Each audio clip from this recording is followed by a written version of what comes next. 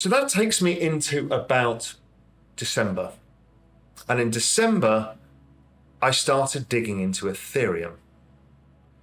And I wanted to understand the crypto space at large. Because when somebody tells me, and many people did, don't look at anything else, you're a scammer, you're a shitcoiner, you're a fraud. If I look at something else, that makes me want to look at it. And I started digging into Ethereum. And I realized how incredibly robust an ecosystem it was. The sheer number of developers, programmers, applications, the ecosystem was bigger than Bitcoin. The growth in wallet addresses was about the same pace as Bitcoin. So I started thinking about that. I got sent an article by, I think it was the NIDIG guys, and they were looking at Metcalfe's law, and I understood Metcalfe's law and how it probably applied to Bitcoin. But I asked Remy and actually reached out to Santiago Velez and said, listen, can you help me develop a Metcalfe's law model, just a simple one? We don't need the complex maths. We need to kind of prove that Bitcoin is basically priced in that. And maybe that stock to flow is representing that in a different way. And again, I'm not trying to refute the stock to flow model. I use it. I love it. Everything Plan B's done is a game changer. And he deserves all the plaudits. But once I started understanding the power of what Bitcoin was, it was clearly a behavioral economics driven model, the best of all. So behavioral economics in Facebook is why Metcalfe's law exists in Facebook is because originally you bring on your uncle, your aunt, your friend from school, blah, blah, blah, and you create your network of people and you can keep in contact with them and you can communicate with them. And so that became network effects. And then businesses came onto it, creating more network effects, etc. But the shareholders were the ones who got rich, not the users. The shareholders benefited from the exponential revaluation of the network, because Metcalfe's law essentially is the value of the network goes up with the more nodes in operation. And so the users were separate from the capital. So the investors got rich and the users got to talk to their friends. And then their parents joined Facebook and they all left, went to Instagram, etc. But Bitcoin was a groundbreaker. And sorry, all of the Silicon Valley models were basically all of the same. They were all Metcalfe's law. Everything that came out of the internet, from Google to Facebook to Reddit, the whole damn lot of them. And they were all came out of meetings with people like Daniel Kahneman, one of the godfathers of behavioral economics, who basically taught them how to trigger dopamine receptors in the brain by like buttons, emoticons, and how emotion drives behavior, because it's all behavior is what you're trying to do. But with Bitcoin, you've created a network driven by behavioral economics, which is the network of money. And every participant gets rewarded by bringing participants in. So that creates an incredibly robust network effect. In fact, it's genius. Because more of us who believe in it, the more we attract other people in, the more we all get rewarded for it. So the behavioral incentive is extraordinary. And that is a way to gain adoption for a new money, because otherwise it's very hard to do. It's very hard to get adoption unless you get rewarded. So this is stunningly good. But I wondered how you could value Ethereum, because I could start to see how I could value Bitcoin and why it is exponential, why we have to use log charts. It's because the network effects of more people mean that the chart is always exponential. And we've only just started. I mean, we've got billions of people to bring onto this. So this is going a lot further. As I've talked about, I have no problem when I use, this log chart, for example, it would suggest potentially this rally could take us to 400,000, maybe even 1 million on an offshoot, because of the wall of money that I've talked about as institutions come in. Maybe I'm not. Maybe Plan B stock to flow is right and it gets at 288. I don't know. Doesn't really matter right now, but I think be surprised, because that's network effects go more exponential over time.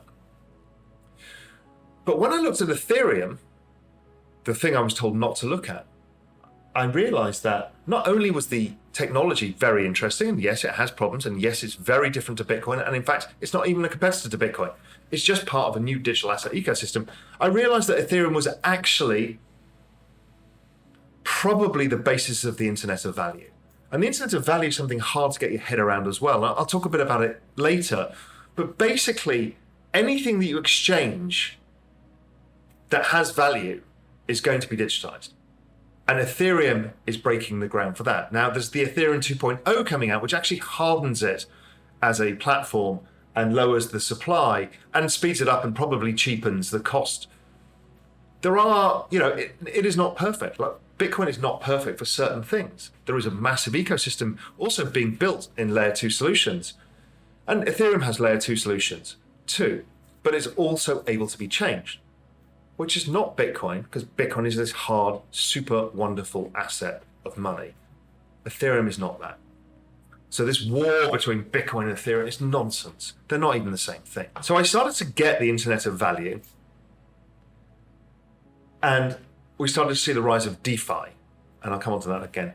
So you could start to see real applications that were getting massive network effects immediately. And then I put Ethereum in the same terms as I looked at the network effects of Bitcoin, which was using essentially number of active wallet addresses. And it's a simplistic way of showing network effects. And what it showed was Metcalfe's law. When I put it against Bitcoin, if you see the chart here, you can see it's basically exhibiting the same traits as Bitcoin in Metcalfe's law, but actually the adoption's earlier and faster. And then when I put the chart of Ethereum against Bitcoin, starting at 5 million wallet addresses to rebase them to a point where network effect starts taking hold, their prices were identical and the chart patterns were identical, but they were about 4 years different. That was like, whoa. So these are being valued exactly the same at different points because it's only the network effect that's valuing them. And that was an incredibly exciting discovery. And I realized that the entire space is driven by network effects only.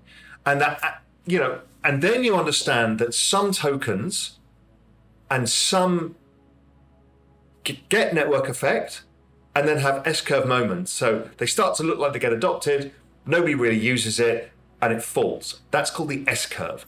The S-curve could be a failure or a pivot or a change in use, and then it goes. So we've seen that, we see that in businesses and startups all the time. And we've seen it in Bitcoin, where the narrative has changed. Mt. Gox, it's going to be a scam. It's all about dirty money. Bitcoin goes off, 2013, S-curve. Back up, exponential, it survives. And we go into the next set of FUD narratives, S-curve. That was the banning by China, the forking, and all the other stuff, S-curve. Then back up again. So now we've got the Lindy effect, which is basically if you can't destroy it, it's going to get stronger. And Ethereum is going through the same. And this whole space goes through the same. Some fail, some that don't fail get stronger. That was mind-blowing to me. I now realized I had a framework of understanding that I could apply to anything within this space.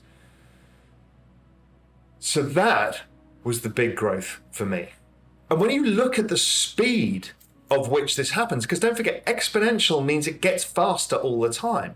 In log charts, it looks normal. It's kind of linear, but actually it's non-linear in its move. And we've seen this. I mean, I don't know. I had an interview with CZ, who built Binance. In 3 years, he went to the largest crypto exchange and 1,500 employees. I think it's the fastest startup in history. Speaking to Sam at FTX, I mean, I don't know how he did it, but he got this whole from idea to launching in 4 or 5 months, and then a year later, the third largest exchange in the world. Look at Coinbase, 56 million accounts. That's more than Robinhood and Fidelity added together. It's astonishing, the network effect. And we're bringing in the institutions, and they're spreading into Ethereum, and everybody else is building products on Ethereum. It's coming at a lightning speed, and I don't think the space can catch up with the narrative change that is happening so fast.